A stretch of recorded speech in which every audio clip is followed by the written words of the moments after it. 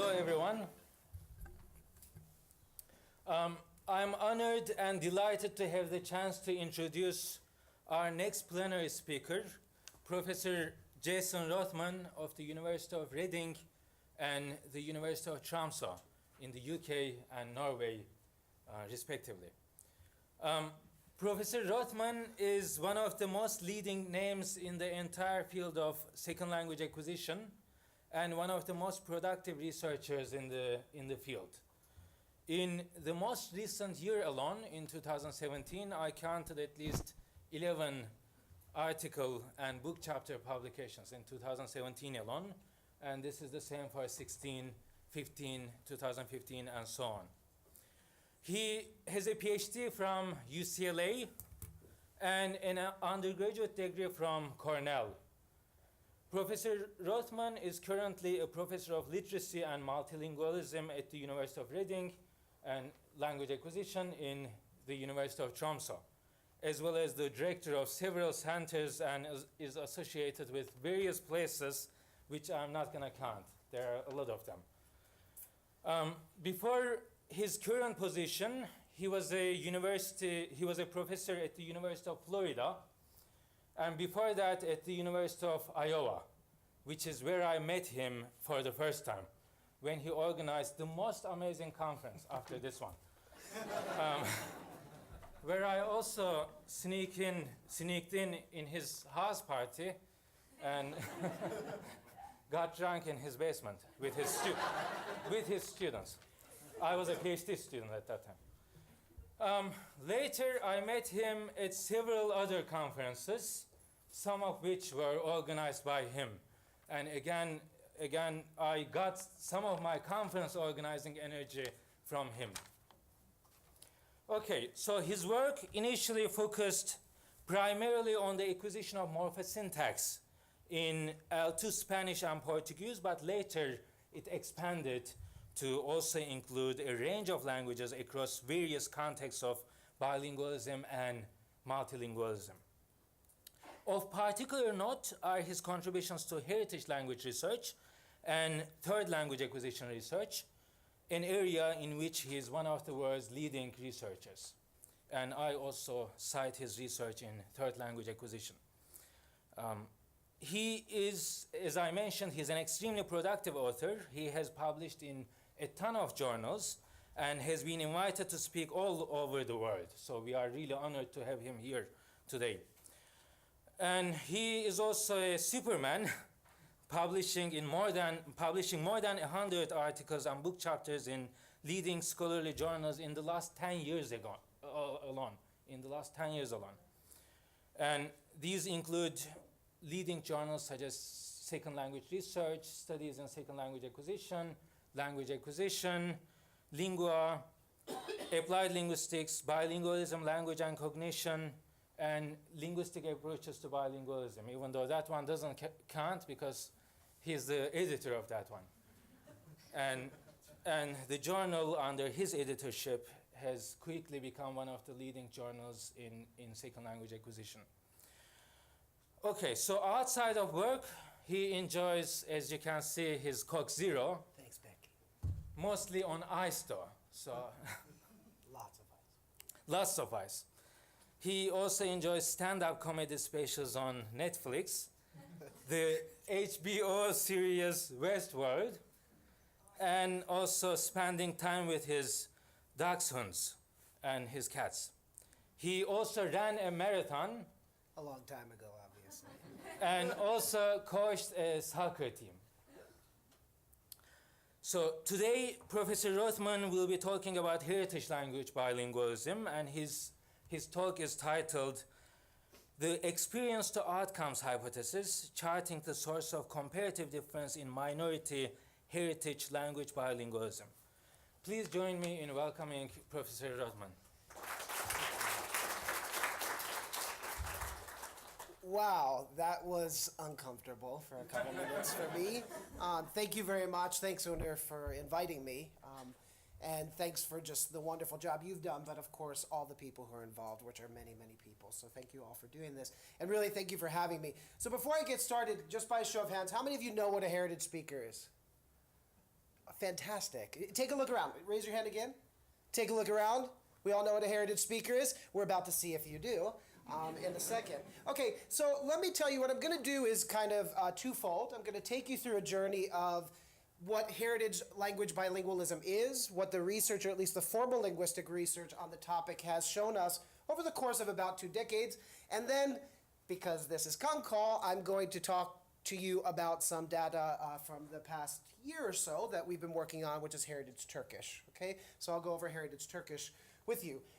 So I want to start by actually just talking about bilingualism. Now, in a room like this, perhaps I don't need to, but I'm going to anyway, right? So bilingualism, multilingualism is very fortuitous for lots of reasons, and these are just some of my favorite quotes. I wanted to share them with you.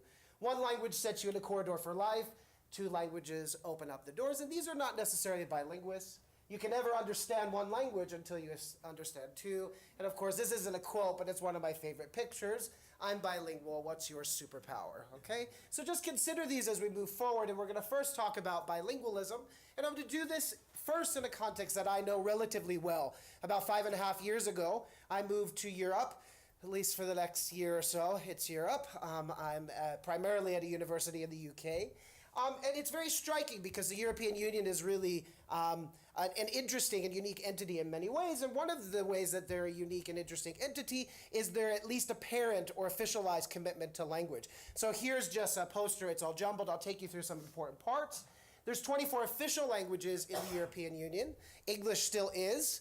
And we'll see what happens when the United Kingdom leaves, because Ireland's official native language, maybe because England and Scotland used English, is not English, so we'll see what happens. But there's 24 official languages, but there's 60 plus indigenous, regional, or minority languages, what we would probably call heritage languages. And those 60 languages have about 40 million speakers. And here is just some of them: Catalan, Basque, Frisian, Yiddish, Sami, Welsh, and there are many, many more, obviously, because we want to get to 60. I'm going to go actually to the next slide to talk to you about the distribution. Ignore the bottom for a minute, okay? We'll come back to this beautiful country of mine in a second, but I want you to pay attention to the top for now. And this is about bilingualism, or what the statistics tell us, according to the European Union, about bilingualism and its distribution in the European context. So the majority of people consider themselves and are active users of more than 1 language, and therefore define themselves as bilingual. That's 56%. So the minority is 44%. But this is actually a microcosm of something we all know, but I want to bring to the fore right here. The distribution is not equal across all contexts, and that's something really important to keep in mind. So while we have 56%, it's not the case that if I go to a random place in Wales, where in fact it could be much more than 56%, or another random place in Wales where it could be much less than 56%. These are averages or aggregate numbers that are given. So let's take a look at some like Luxembourg, a relatively small country, but as you can see, there's a very high incidence of reported by, in fact, probably multilingualism. And then we come all the way to Poland, where we're still staying within and above that average of 57%. What this has to tell you mathematically already is that there are some places dragging down and pushing up this relative number of the overall distribution. You want to venture to guess what one place in Europe might be that drags this down? I actually took the slide out. But England reports roughly 12 to 16% bilingualism across the board, depending on what statistic you use. Okay? So just keep that in mind. The majority of Europe, and in fact the majority of the world, is bi or multilingual, but that doesn't mean it's equally distributed in certain contexts. And of course, and I'm not going to talk about this, but the power of that, of course, is not equally distributed as well. Let's talk a little bit about this country, okay? So as you can see, it's by far lower than the average of the European Union, the reported or believed average of the world, which is above, well above actually, a simple majority, so above 50%. It's roughly 20%, at least it was in 2007. It's slightly above 20% now, if you look at actual numbers. And what we can see is, well, that's relatively low. But you also have to think about this in the context of overall numbers. So what is 20% of this country? 60 some odd million people. And again, in this room, this is usually a foray of mine to get into. It's important whether you think it is or not. and I probably don't have to push this home too much, but just think about this. And when we're going to talk about heritage language bilingualism, we're talking about a lot of people, even if those lot of people are a minority, in all contexts, in fact. Okay, actually I did keep in England, so I got ahead of myself, but in the context of England, actually this looks a lot sadder than you would think. It's actually higher than this because it depends how it's reported. It's about 8%. But again, hammering in that point of distribution, what you can see, this is pulled out, and David's not allowed to answer because he knows England, but where do you think this is? The darker that purple and the shades of purple you see, the more concentrated bilingualism is. In fact, upwards of 50%, depending on how dark purple that is. That's London. Okay? So when you pull out of real large metropolitan areas, you see the trend being that there is a proliferation in certain contexts of at least not reported bilingualism. Well, in the US, we see the same type of trend. So the darker the color, and this is not Hispanics, by the way, although it's often interpreted as a Hispanic issue. This is all people who speak a language other than English at their home. So par excellence heritage speakers, what you can see is that some states are very dark. The darker the color, the more the concentration. Texas is well over 30% of people in Texas speak a language other than English at home. Now, we all know the geography, or most of us know, and Hawaii is actually not there, right? So what is here? What country is there to our south?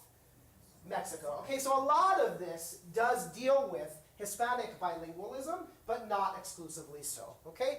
And, you know, again, we all are in the context of the US. I often give this in Europe where people are surprised. I am sometimes too, where certain states are, to be perfectly honest with you. But as you can see, we have a border with Mexico here. Florida, we know that the Caribbean is there, and there's a Cuban-American population which sits about 90 miles off the coast of Florida. But then we see dark up here in the northeast. Why might that be? Immigration to particular environments. Again, like in the case of London and England, if I were to actually pull this out, I don't want to get political, but like a red and blue map, you might see that there is a much higher, you would see, that there's a much higher concentration of bilingualism in Boston, in Philadelphia, especially in New York, okay? But then we have this beautiful state right here, very next to yours. Again, why might that be? Chicago. Okay, so we're dealing sometimes, and often in the context of the Western world, you're often dealing with urban versus non-urban environments, okay? This is just a couple numbers I thought you guys would be interested to see. In 2013, the U.S. Census report indicated that between 1980 and 2010 alone, the incidence of children under 5 who spoke a language other than English at home rose by 158%. In real numbers, that's 23 million to roughly 60 million. And keep in mind that that's compared to the majority aggregate population, which rose, if you're just thinking, well, there's more children in general, there's more people in general, that rose by 22.7%. So bilingualism in the context of this country, a proud, sometimes shamefully monolingual country, is very, very important, okay? A 2015 subsequent year's report shows that of the largest 15 metropolitan areas, 10 have at least a quarter, 6 at least a third, and 2 more than half of the people aged 5 or older speak a language other than English at home. And you can see it's probably not surprising what those places are, metropolitan urban areas. Now, I don't want to make this about Hispanics, especially because of the context that we're here, but I want you to keep in mind that this is actually very important, and it relates to heritage languages because the prima facie example of heritage language in the context of North America, at least in the literature, tends to be Spanish in the context of the United States. I want you to notice one thing, that in 2010, in the projection towards 2030, the white, and that is non-Hispanic, and that's how it's reported in our census population, is decreasing at the exact proportion the Hispanic population, likely to be bilingual, is increasing. The other ethnic and racial minorities basically are staying status quo as time goes on. The United States will have, projected in 2050, roughly 140 million Hispanics, not all of whom will speak Spanish, not all of whom even now speak Spanish, but a good portion of them do, and obviously this is quite an impressive number when you think about it. It will actually make the United States the largest Spanish-speaking country, even though it will be a minority language. Okay? So who are heritage speakers? I asked you all who heritage speakers were, and almost all of you raised your hands that you knew. Well, let's see. Rex knows this game. Okay, so here's what I'm going to do. I'm going to read a series of 12 scenarios for you. I'm not trying to prejudice anything. You use whatever your definition was, and it's probably a good definition. And you're going to decide if they're heritage speakers. If they are, you give 1 point. If they're not, you assign no points. So since there's 12 scenarios, you could have a score of 12 or a score of 0 at the end. If for you, none of them are heritage speakers. Does everybody get what we're doing? For this to work, I need you to, if you can't remember, if you could just make like a little scratch, we're going to see what our numbers look like at the end. Okay, so to start, Azar, 25, is born in Afghanistan. At the age of 6, he moved to Texas, where he has lived ever since. He speaks Dari and English at present day with seemingly similar ease and fluency in conversation, but has a limited vocabulary in Dari depending on the context. So maybe if he has to talk about more political things than, say, more familiar things. And can't read or write. Is he a heritage speaker? If your answer is yes, you have 1. If not, you still have 0. And that should be Arpita. Sorry, she's actually a friend. Arpita, 38, was born in Mumbai and moved to the UK when she was 12. Hindi is her native language, and although she has a slight accent in English, she claims that she can express herself better at this point in English. She still uses Hindi daily with her parents and some friends. Is she a heritage speaker? Yes or no? Zhongwei is 24. She was born in Los Angeles, California, soon after her parents emigrated from China. She grew up speaking Mandarin only until she went to school, around roughly 6 years old, where English was introduced and quickly took over in dominance. Is Zhongwei a heritage speaker? Ali is 17. He's born and raised and still lives in Kuwait City. His mother's from Sweden, but dad is from Kuwait. His mother has spoken to him in Swedish since he was born. Dad in both Kuwaiti Arabic and English, as they plan to educate him in English in special schools. Today, I don't know why that says Bjorn, but he apparently changed his name. Ali Bjorn has good knowledge of Arabic, Standard and Kuwaiti, because he went to school, Swedish and English, understanding he thinks everything. But he's belabored to speak Swedish without English and Arabic interfering sometimes. Is he a heritage speaker of Swedish? Mutlu's grandparents are from Turkey, but she lives in Germany. Although her parents speak Turkish, they decided not to speak Turkish in her house, probably because some very uninformed doctor or educator told her parents that that would confuse things. Mutlu was minimally exposed to Turkish via overhearing and knows many expressions, culturally significant words, customs, and more. Despite not speaking Turkish, Mutlu very much considers herself Turkish and is quite proud. She's now enrolled in Turkish class in college. Is she a heritage speaker? Christina, who's now 45, was born in Germany to Portuguese parents who had moved there for work. At the age of 22, she moved back to her parents' home country to do graduate work. Of course, she fell in love, got married, and she never left. Although this was not so at age 22, she is equally comfortable speaking in Portuguese as she is in German. Is she a heritage speaker? João is 38. He was born in Brazil and moved to Portugal when he was 15. Brazilian Portuguese is clearly his native language, although at present he passes for a European Portuguese speaker to native Portuguese, and is never considered not Brazilian when speaking to Brazilians. Just a little side note, you might not consider them different languages, especially because they bear the name Portuguese, but depending on how you view typology and linguistics in general, you could make a really good case that they are at least as different as, say, some dialects of Spanish are, especially to European Portuguese, okay? So just keeping that in mind, is João a heritage speaker? You can now have a total of 7. Soo-young, 20, was born in Korea, where she lived through the age of 8. She was adopted by French parents at the age of 8 and moved to Paris, never having direct contact with Korean again. She's now belabored to even understand much of anything, in fact, nothing, in Korean. But she just began taking it at the university. Is she a heritage speaker? 4 more, guys. You can have a total of 8. Liam, that's for you, Mike. 12 is from New York City. Both her parents, again, sorry, Liam's a boy. Both his parents are American, but he is being brought up in a Hispanic neighborhood. The church his family goes to is a Hispanic church, and Liam speaks Spanish very well, having been exposed to it amply in his environment all his life. We have visitors here from all over the world. Let me put doubt aside.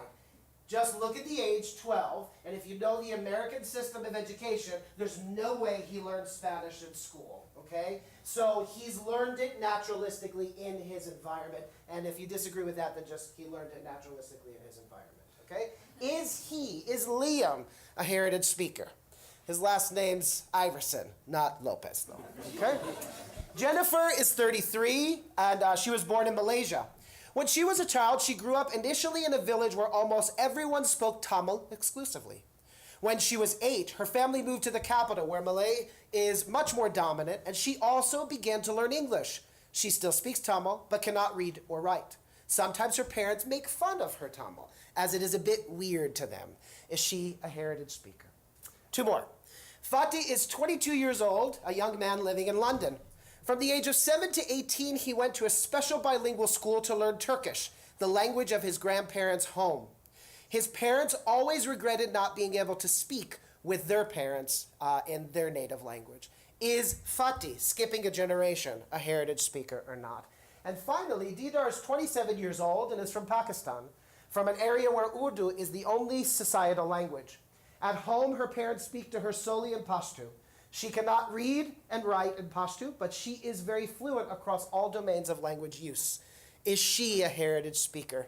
So now, by a show of hands, how many of you think these are all different, as they might be, types of heritage speakers? How many of you have a 12?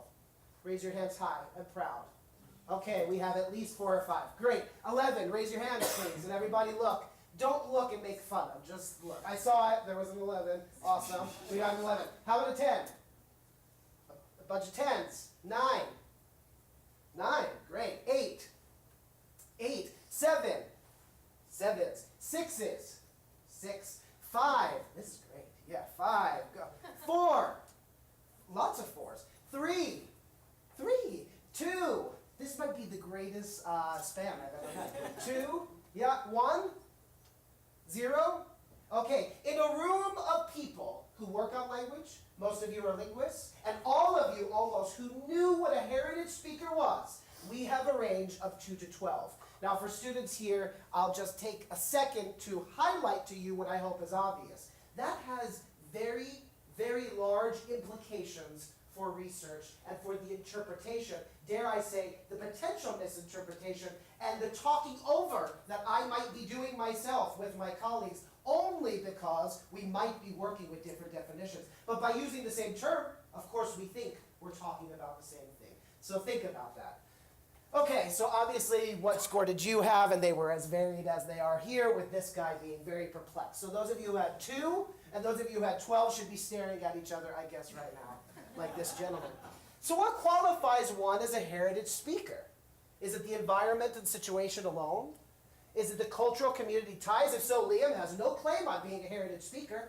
After all, even though he acquired it naturalistically, in a community of peers, as a young child, a minority language in a majority context, which would have been English in New York City, he is not a heritage speaker because his last name is Iverson and not Lopez. Potentially.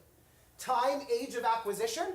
Well, Joao's out. He was 15. So even if you give me the indulgence of considering these 2 different languages, he's just a second language learner, right? A very good one, probably because of the close proximity of the 2 languages. But for some of you, clearly not if you had a 12.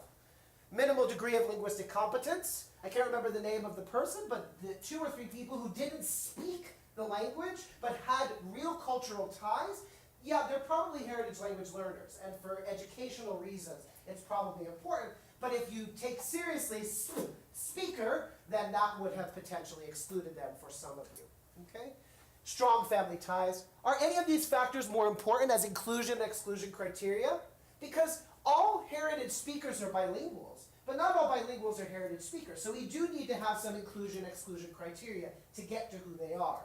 And I guess the answer to that is yes and no. It doesn't depend on the questions you seek to address. Always, that's always the answer. That's like saying it's an empirical question. It's the little things we teach our students when you don't know the answer. It's an empirical question, right? But it is important to define, and the point is to define in the context of what you're doing. Now, all of those scenarios, I've changed them a little bit to be cheeky, for some former students that are even here now, but all of those come from literature that has used the term heritage speaker or learner in a particular context to describe people that these scenarios represent. So just keep that in mind. So I'm going to give you a definition. I look at linguistic competence, and so it's important that somebody has at least mental representations, be them a passive bilingual who doesn't actively use the language, but clearly has an ability to understand, or is truly a speaker. And I'm going to use this definition. It's my favorite one because it's mine, probably. Okay? So let's just start with heritage language. A heritage language qualifies as a heritage language if it is a language spoken at home or otherwise readily available to young children. So actually, if I'm being fair, and I didn't necessarily anticipate it, that means that I would have to accept Liam as a heritage speaker under this context. I'm not so sure I agree with that, but it would follow from the definition I gave about a decade ago. And crucially, this language is not a dominant language of the larger society. And by the way, people don't know from national, and children don't know from national. You have to understand this as the larger context in which the child is, okay? Indiana is perfectly a country as far as little kids are concerned. Probably Bloomington is, okay? And probably Southeast, well, there has to be a Southeast. Okay, so heritage speakers, the heritage language by heritage speakers is acquired on the basis of an interaction with naturalistic input and whatever inborn linguistic mechanisms. If you know my work at all, I have a very, very specific idea of what that is. If you don't agree, who cares? This is a neutral definition. Well, we do care. I don't mean it like that. But in this context, we don't need to care is what I mean to convey. Whatever you take, whether it's domain general plus whatever, but not domain specific or domain specific, the point is that it's akin to how typical monolingual language acquisition happens, except for, and the big except for is, the context itself. Differently from monolingual acquisition, and of course we know there's variation before anybody says it with monolinguals, and it relates to education and socioeconomic status, but there's much more in this context. There is the possibility that quantitative and qualitative differences in heritage language input, influence from the societal majority language, and differences in exposure or proxies for types of input like formal literacy and education would give rise to what either genuinely is or seems to be on the surface arrested development, and often called incomplete acquisition in the literature. Okay, so that said, what do studies tell us? And I'm now going to summarize about 20 years in a slide. Okay? Heritage language, and here's some, I think, pretty nice papers for you to look at that summarize up to the date they're published, more or less, the literature that exists. Heritage language grammatical competence and performance differ from monolinguals in various domains of grammar. Okay? Now, what I mean by this is it's perfectly possible for, let's say, phonology is often taken, it's the poorest studied domain of heritage languages. But impressionistically, it seems that they sound pretty good, and so therefore it's often touted that their phonology is much better. That really needs to be unpacked. However, it might be the case that that's true, but the morphology itself is pretty poor, and or morphosyntax or syntax, and so on. Okay, so it could be various domains, more than one domain. Heritage speakers often show partial, and this is often called incomplete knowledge, as opposed to an utter lack of knowledge. Does that make sense, or would you like an example? Let me try to do one in English. I usually do these in Romance languages, but that might not be available to everybody. So let's take a construction, or let's take a piping versus preposition stranding. So if I were to give you a sentence like, with whom did you go to the movies versus who did you go to the movies with? Okay? Now, it is true in present day standard Englishes that we have both. But if you use with whom, I don't want to talk to you. I will read what you write, but I really don't want to talk to you. So there's probably a good argument to be made that this is a diachronic vestige, right? Something that exists in the language and potentially conserved through standardization and that perception or the ideal prestige version of the language. We strand prepositions all the time. Now the question is, if it's true that us monolingual speakers who are educated wind up having a prolific use, especially in writing, of pied piping, the dislocation of the entire prepositional phrase to the fronted position, is that something that we learned as part of our day-to-day acquisition, or is it something that is at least supported or maybe fully imparted through education? If it's true, and by the way, I'm not saying that you need to be taught it, it's just a question of the medium of formal education. If that's how we actually come to acquire it, then we might make the prediction that heritage speakers of English, and they are hard to find, but they exist. In part, they're hard to find when they're not good, and some researchers really like to look at people who are not good, and because that's interesting to look at, to describe their grammars.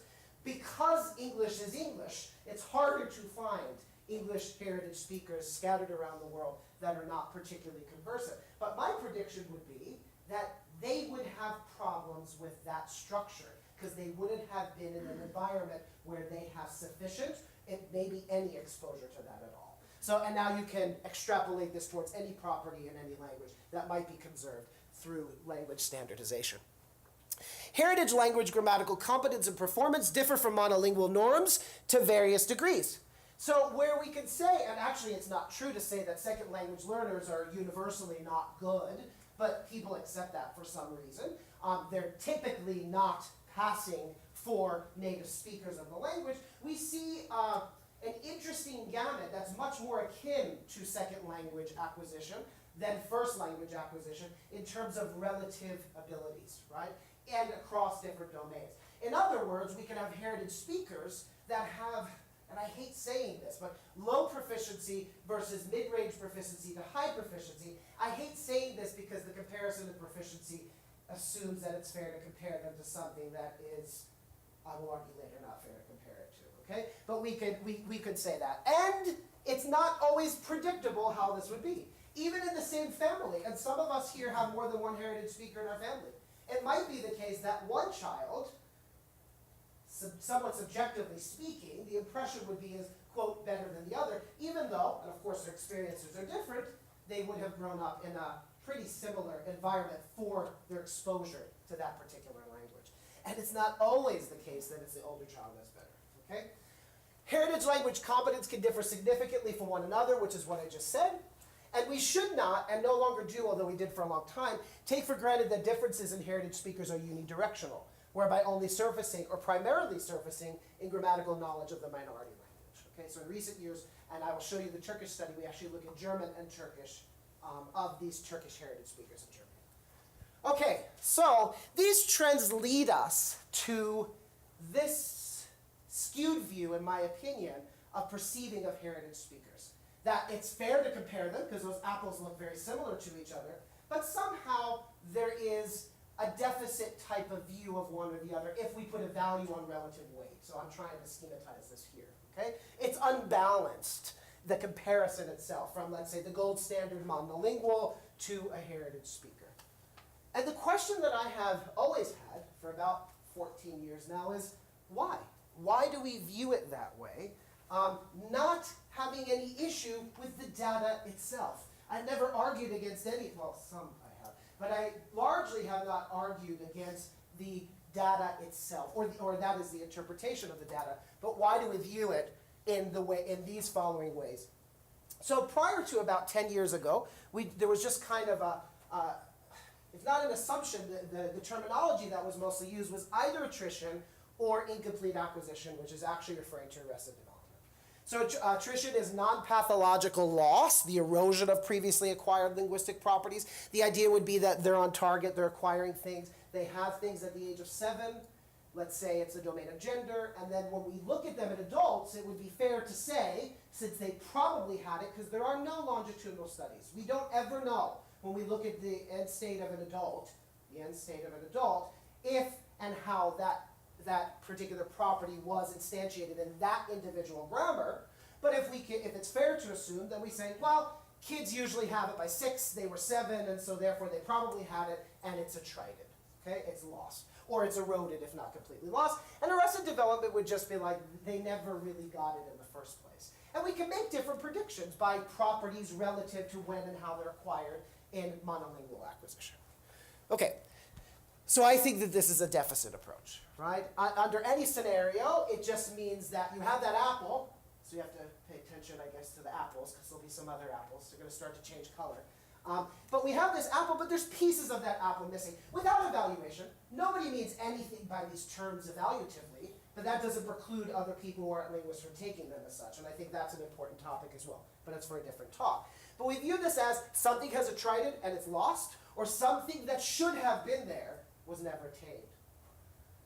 Without actually having that elusive longitudinal study over 20 years tracking individuals, it's very difficult, actually, to be honest, a posteriori, backwards, it's very, very difficult. Sometimes, as I mentioned before, because of relative timing of acquisition, you can make fairer assumptions than others, but they're always assumptions, and we add that in grammar. So inadvertent as they might be, both attrition and incomplete acquisition make explicit and implicit assumptions about the type of input to which heritage speakers are exposed, and the rest follows logically. So I've tried to argue for a little over a decade now that we should take a different approach, and difference is not a deficit. Notice how it's still an apple. It's largely the same thing, but it's just not the same one. And when I eat a green Granny Smith apple, I don't expect it to taste like a Macintosh or vice versa, but they're both delicious as far as I'm concerned. Okay? They're just different. Okay, so we have some emerging questions if we want to go down this line. Is some of the incompleteness of heritage speaker knowledge due to differences, potentially dialectal, context, convergence, leveling, etc., access to literacy, previous L1 attrition? Heritage speakers receive their input primarily from people who themselves are dislocated from their country. How many of you agree that attrition happens? If attrition happens, how could you possibly think that the children of attrited people or in the process of attrition are receiving the same type of input that would wind up being like monolinguals, yet that's the standard we compare them to. And we just want precision, that's all we want. So it's important to think about these things. Okay, so this brings us to the hypothesis, and then we'll get to the study. The experience to outcomes hypothesis is pretty simple, and it just says the outcomes of child heritage language acquisition, actually it's a theory, I guess, of acquisition, reflect experience-based variable differences from monolinguals, giving rise to a continuum in competence and or performance abilities. This is really currently being formalized as a theory proper in an article that I'm doing with some colleagues, Tanya Kupish and some others. And a subcase of one of the factors that would relate to that general statement is the input lines, when heritage language input does not provide the necessary or the sufficient or whatever you want to call it, primary linguistic data for full convergence, and you get three types of predictions. The first is that properties that are subject to diachronic change in the monolingual grammars are retained only through knowledge of the educated standard, and you wouldn't have that. That's the pipe piping case. And these studies exist, and you can look at them. I'm not going to talk about these today. Properties that might have suffered L1 attrition. So that means let's add a group to our studies. Let's just not compare them to monolinguals. Let's also see what their parents' generation, their input providers do. And if we see that they look like the monolinguals, then this will not apply. And it will just be a property that doesn't apply. And then finally, properties affected by literacy training exposure, probably in language use primarily. And that's where I'm going to take you now with Turkish and German. So this is a study, it's recent, it came out in 2017 in Bilingual Education and Bilingualism. These are all the people, actually one of them is in the audience here, who contributed to this, so props where it's due, and they don't all look this pretty, actually. These are really nice pictures because you have to see me live, I just wanted to say that. But in any case, Fatih was the lead author here, and let me show you what we did. So just to remind you that typical development of a heritage language, this is what the scheme is, right? So they start with an L1.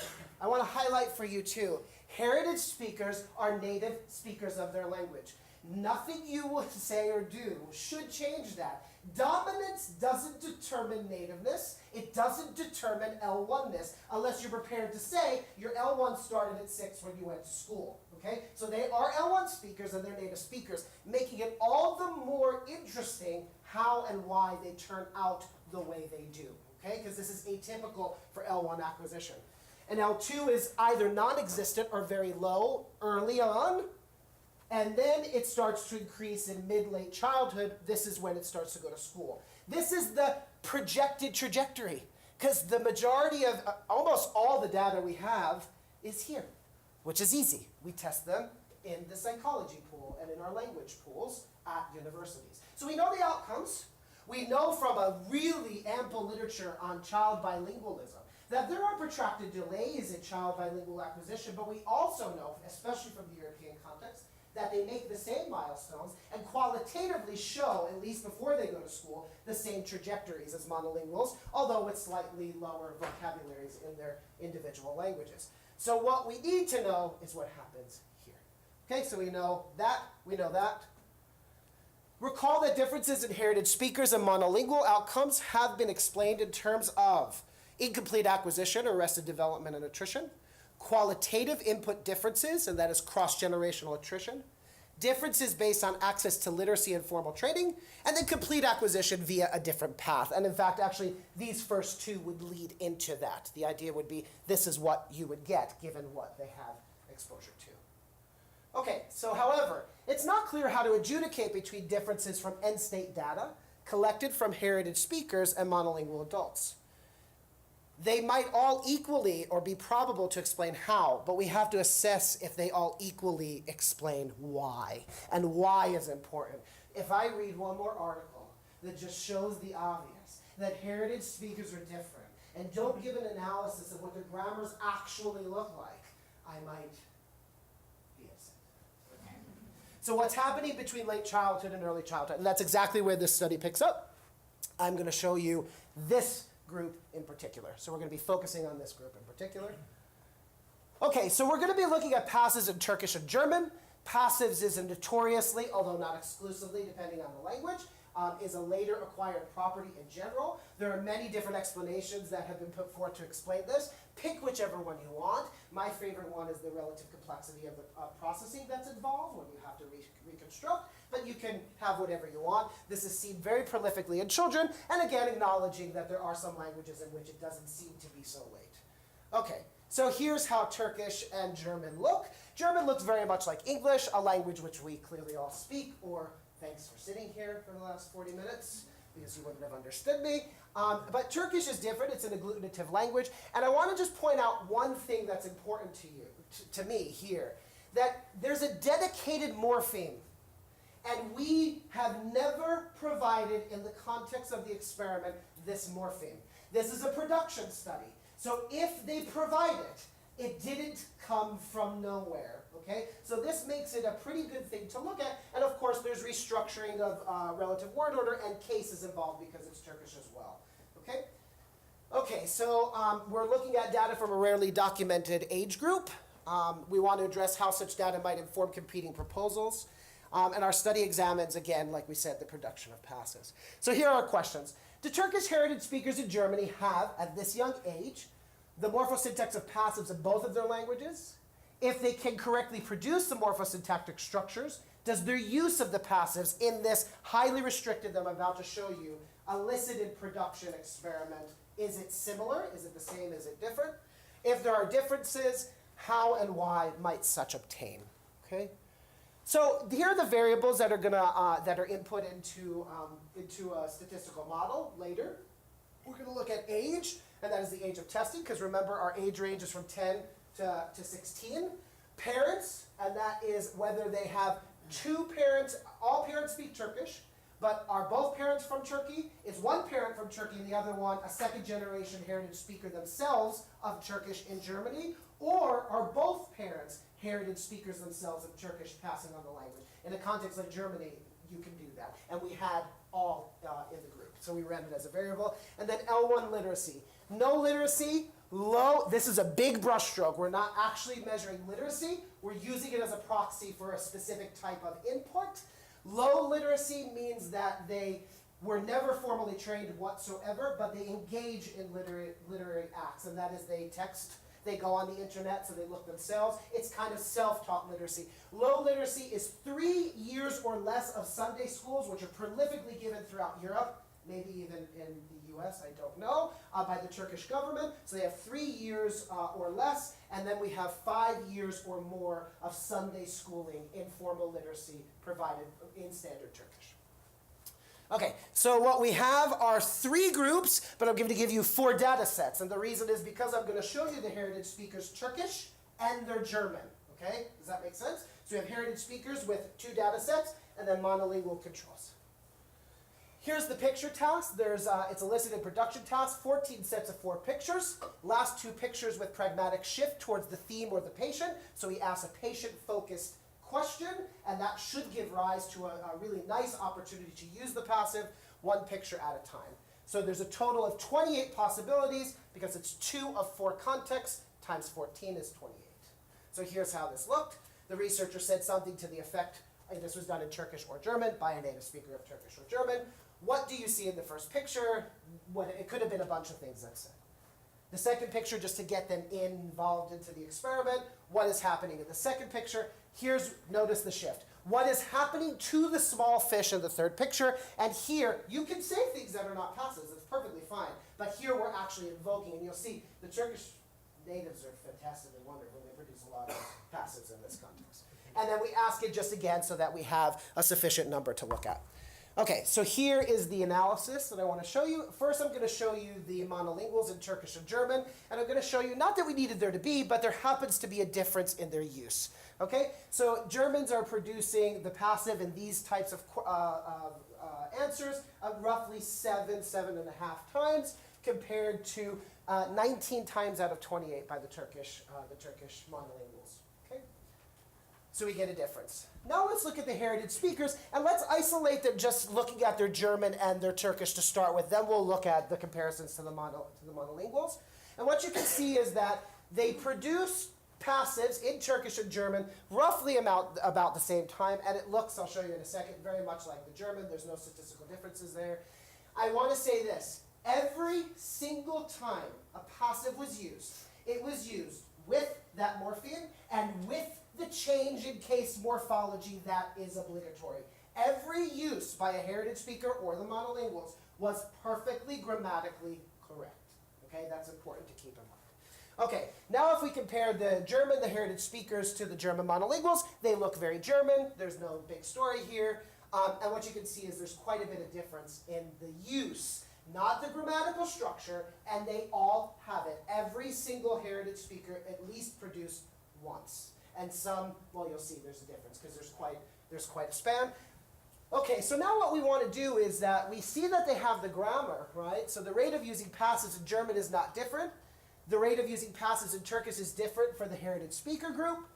Every single heritage speaker, like I said, used at least one, and when they do, they provide the grammar that was never provided to them. They never heard a passive in the context of the experiment. So now what we did was we wanted to see what explains the difference, because you saw that there's quite a distribution of performances from 1 to I think as much as 15 uses in the heritage speakers. Is something here going to correlate and potentially give a reason as to why there's differences? We ran the model, and the model showed a significant effect only for literacy level. No other main effect and interactions were significant at all. It didn't matter if your parents were second generations. It didn't matter if you were 10 or you were 15 when you took it. The only thing that mattered is whether you had exposure in those Sunday schools, and in fact how much. So here, this is beautiful, right? So what you can see is there's this beautiful slope. They're 4 times more likely to fall within the native speaker range or gravitate towards it if they engaged and didn't even have literacy. If they had it, they were 9 times only after 3 years, and I think it's like 16 or 17 times more likely to correlate with the range of native speaker use if they had 5 years or more of these Sunday schools. Just because I was like, okay, well, let's see if there's just an effect of having more literacy. It shows nothing for their German. Okay, so the same analysis of whether or not they've had Turkish schooling tells you nothing about their use of German. It correlates only and exclusively with their Turkish use. Okay, so I should start to finish up, and I am.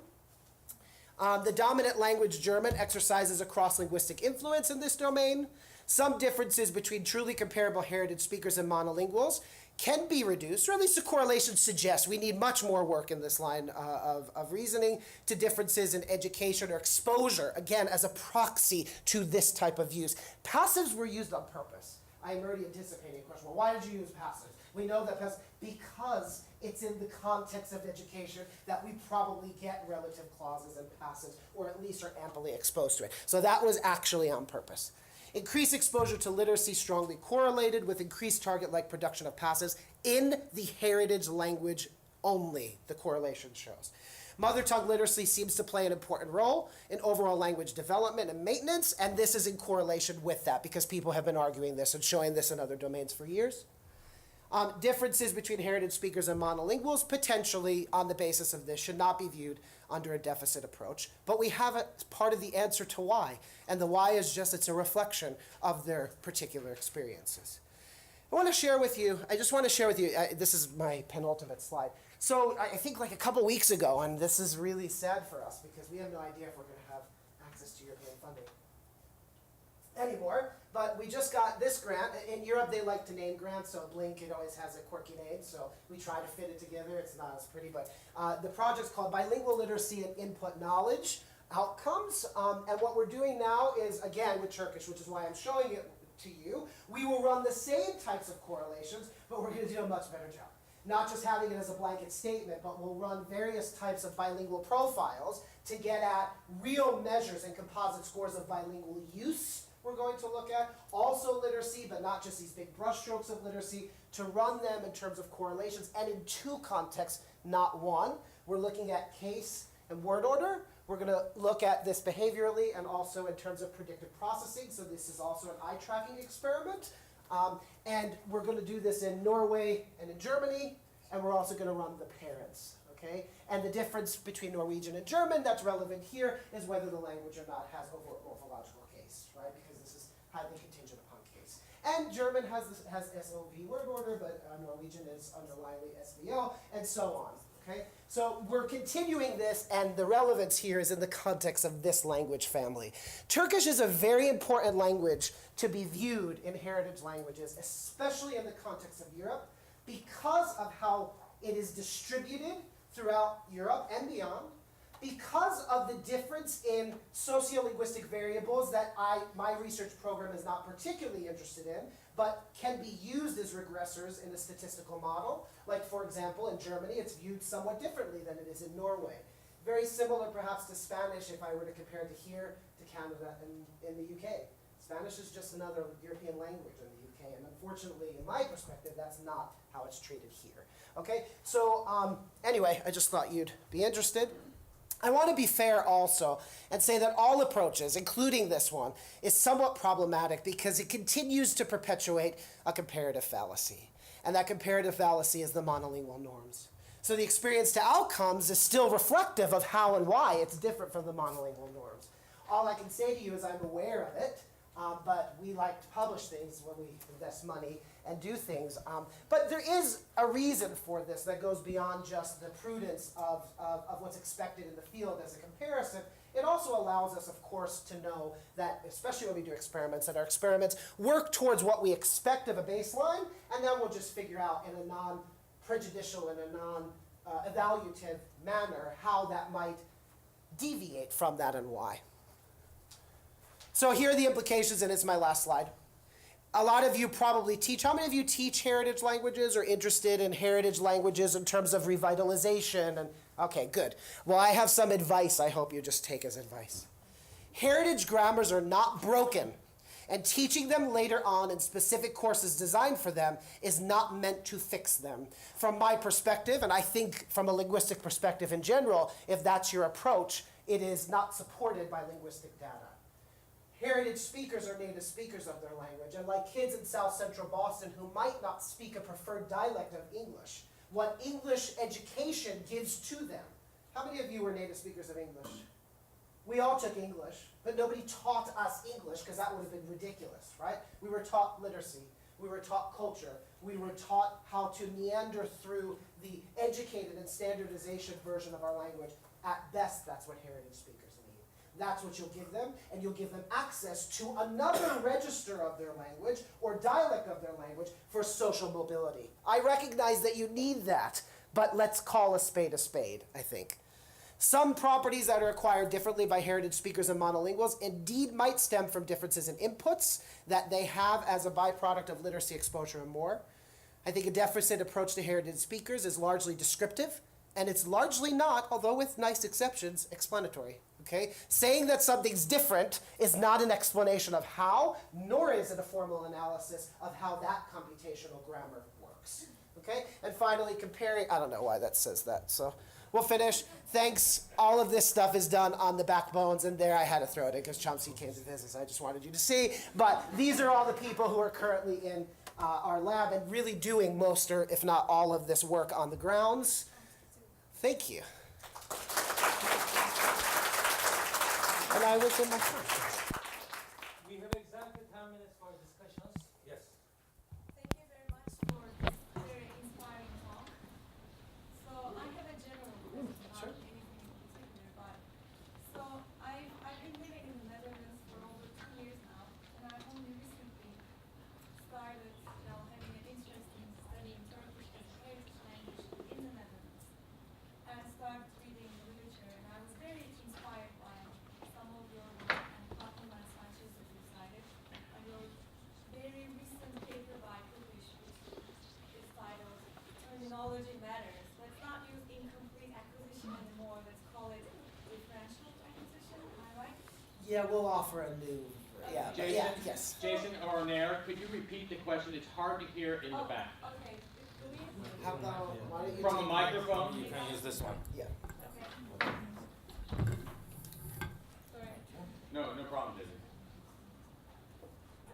I think it's connected to the camera. Okay.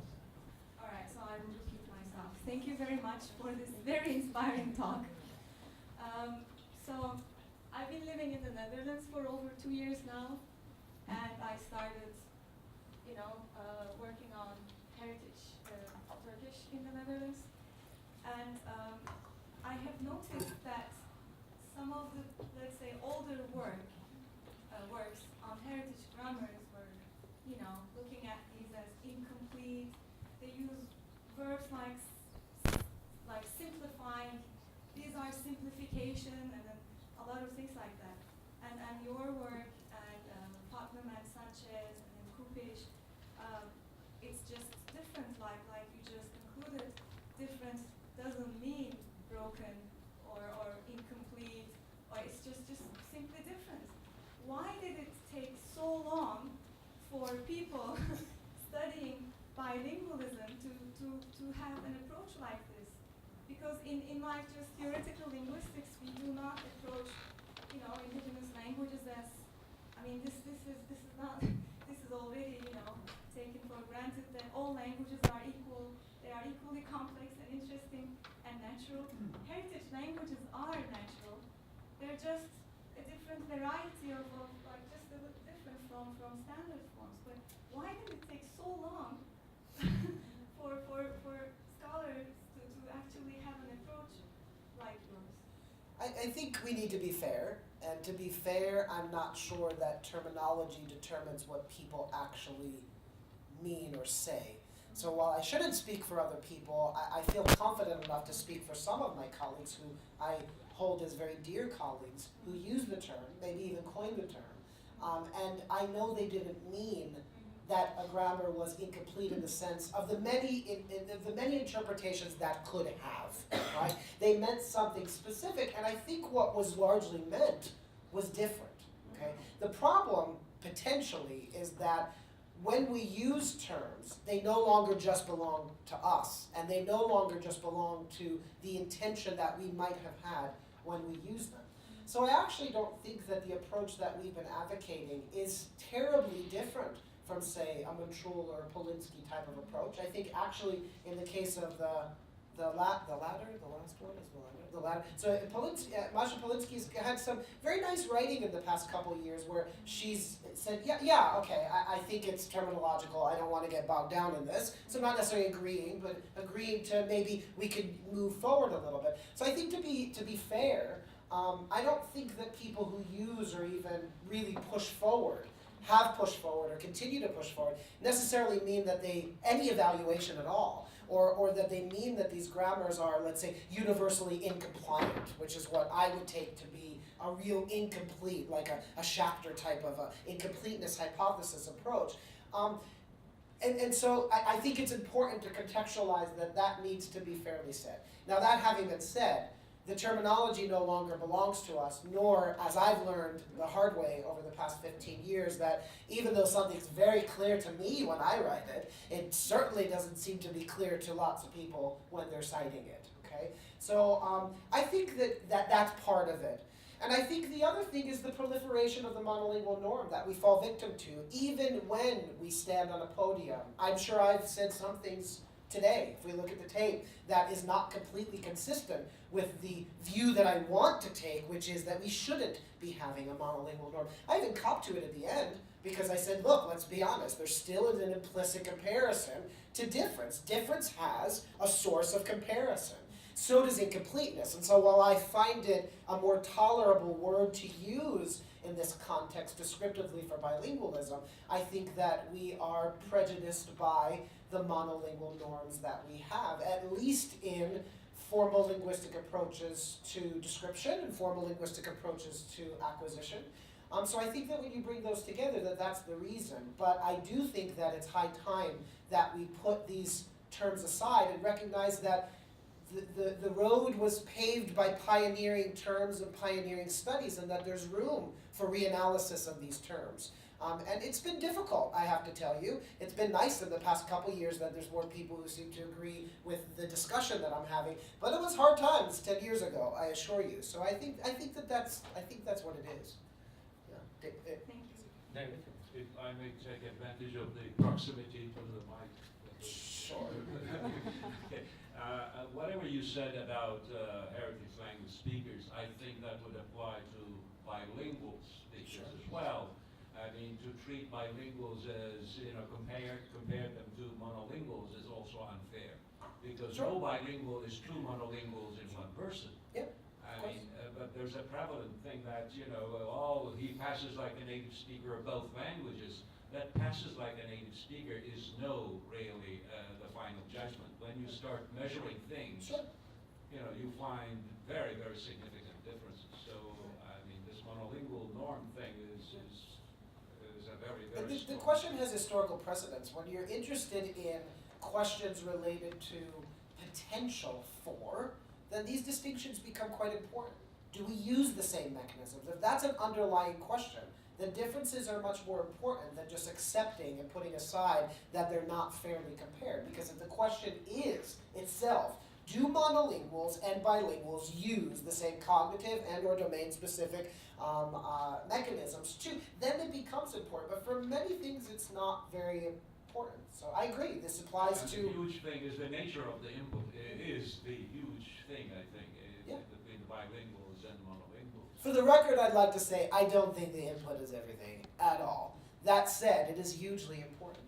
And no theory of linguistics has ever suggested or stated otherwise, and any interpretation that it has is a misinterpretation of the theory, whatever theory you want to apply that to. Yeah? Just to say that from a more input-dominated perspective, I think that the experience through outcomes hypothesis is not only a good theory of heritage language learning, but it's the right theory of language acquisition in general. Because at least one way you can think of this is that the target language may be defined as the input received.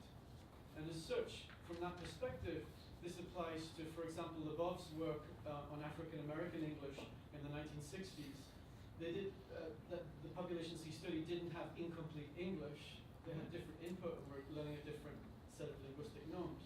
And if you think of work in world Englishes, Raj Kashmir drew attention to the fact that in big cities like Mumbai and Cape Town and Manila and New Delhi, it's normal for people to have as a target language a code repertoire with 4 or 5 different languages. So what is the target language? You have to define it in terms of, in a way of the input received. So in a way, I'm curious, I do have a question at the end of this. I'm curious as to why you define the experience to outcomes hypothesis specifically in terms of heritage language learning, rather than defining it as a more general hypothesis of language acquisition as applied to this population. Well, actually, I might have said it under my breath, as I tend to do when I'm speaking, but I distinctly remember saying in this context that it is a general theory of acquisition. So I don't disagree, and my answer is yeah. I would, at the risk, because you seem to be agreeing with me, if I can add something, especially just for the record, I don't think that all of language acquisition is just the externalization, is just the external experiences and input, right? So I don't think that this is complete in terms of a complete theory of acquisition. I think that it's especially important to be highlighted in the context where comparisons are fallacious in the first place, right? So I do think that if we were to look at the byproduct of all these experiences, and let's be clear, and also be fair to authors who are not here, there are cases of data that would be very difficult to explain simply on the basis of what we could reconstruct, and that's always the problem, because we'll have to reconstruct. The basis of this hypothesis is that if it doesn't work, you're probably not reconstructing the experiences right. But again, it's a pie-in-the-sky type of theory that's so obvious that it's maybe, I mean, like everything I've ever offered, it's just obvious, and I put a name to it, and sometimes it gets cited, right? So, I think that, you can look at certain properties that are perplexing, and actually you wouldn't just be able to see it on the basis of, let's say, literacy and input, but then those cases become interesting because they fall out from predictions you would make from a theory of linguistics that has granularity, right? So for example, if aspect is lost in Russian, and this is something that Masha is showing now, then you would have this necessary effect in scope interpretations. And guess what? She shows both. And they shouldn't necessarily be related. And one is if scope interpretations are not on the basis of the input. So I think that it will explain the trigger that gets you to everything, but you won't be able to take every property and match it one-to-one. And with that, I know you agree, because yeah. Next.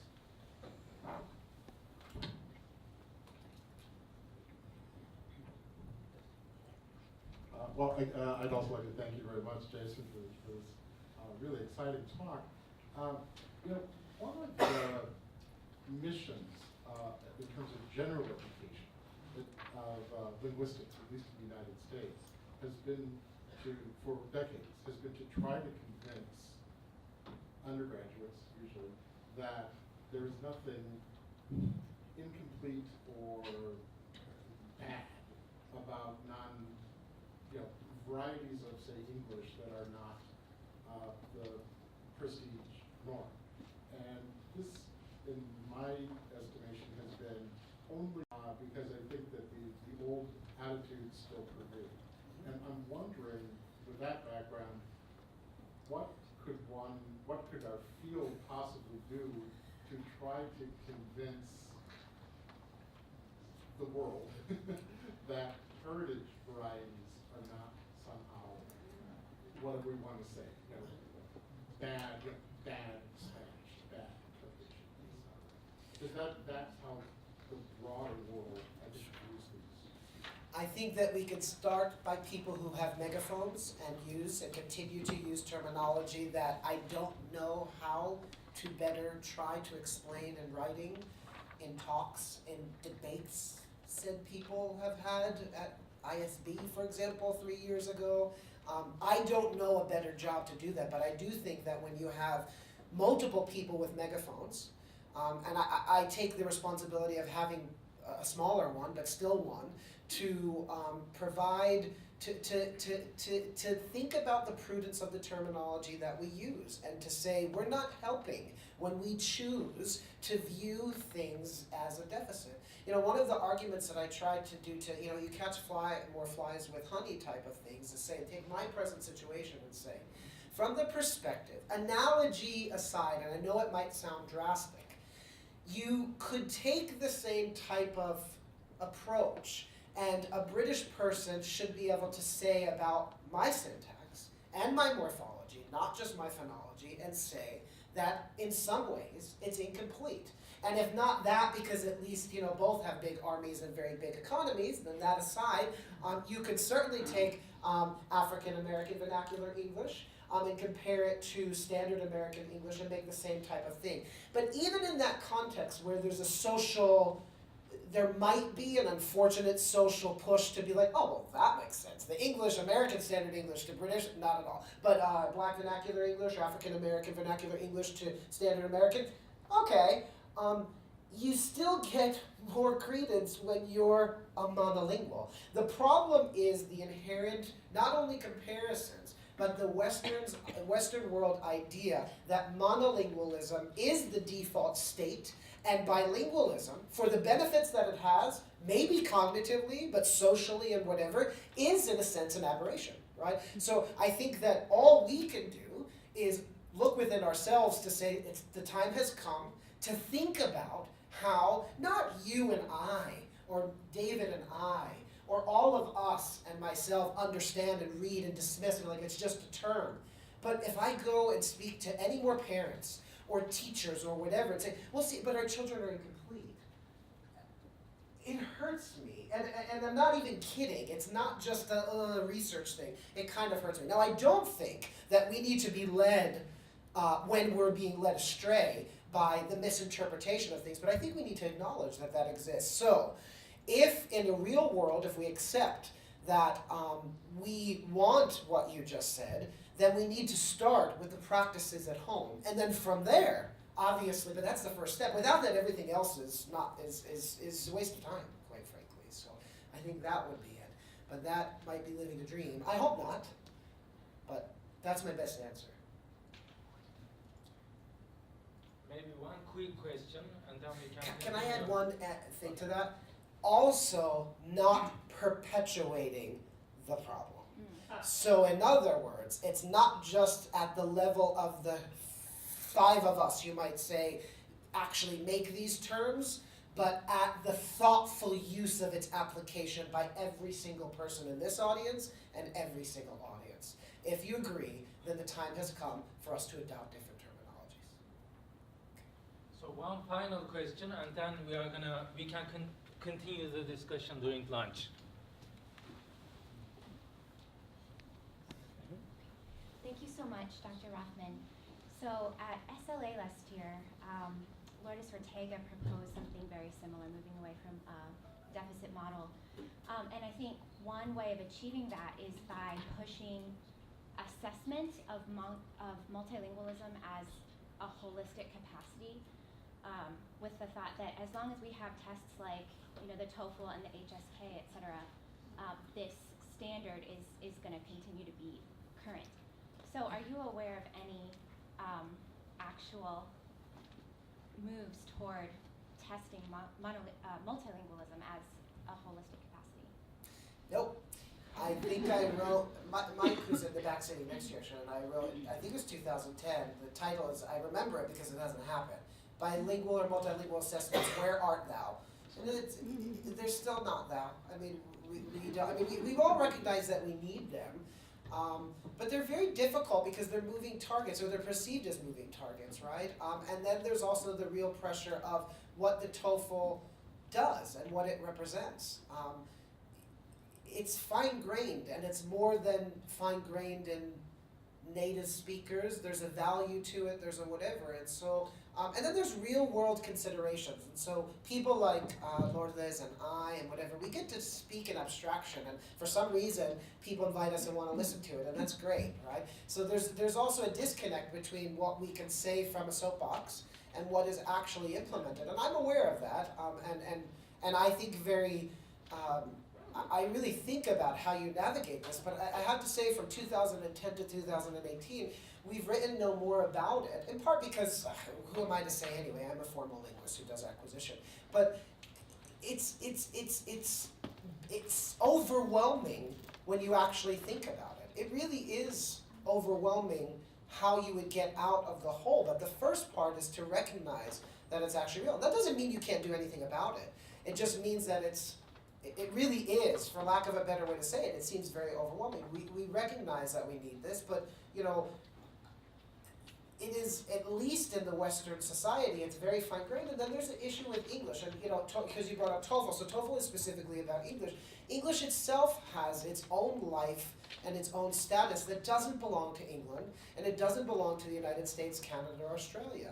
It just doesn't, right? So it's a big type of movement. So it's easy for Lourdes or I or somebody to say, we need to have a bilingual term, or to summarize that term, because in all fairness, I mean, I mean, she cites our work and we cite her work or whatever. People have been talking about this, and we were not the first at all. I'm still pretty young, actually. People have been saying this for decades, but maybe we're gravitating towards movement. But we see movement in both directions, right? Because this has been said for 30 years, but then 20 years ago, somebody thought it'd be a great idea to call it incomplete during the same time when other people were talking about things. So I think it's something that I don't know how to fix it, but I sure hope you might. or just people do. It's something to at least to be cognizant of. And we can start by, I guess, what my answer was to Rex, and that is, even if you see the point, even if you get, I know what you meant by that, that's fine. If there's no reason to use it because you accept or you ignore, you either refute that it's possible that other people misinterpret, and not your peers, but the people who use your stuff, the people at pedagogical conferences that are inviting you, that then trickles down to things of policy or whatever. You either just simply deny that there's no possible interpretation that's negative, or you say to yourself, well, there is, and let me just then not use that word or redefine it because it's not necessary, potentially, unless it is so accurate that you can't abandon it. And I think, and you'll have to read some of those papers we summarized, and you might have by me, I think it's also not accurate. I also think it's not theoretically tenable when you think about what incompleteness should be.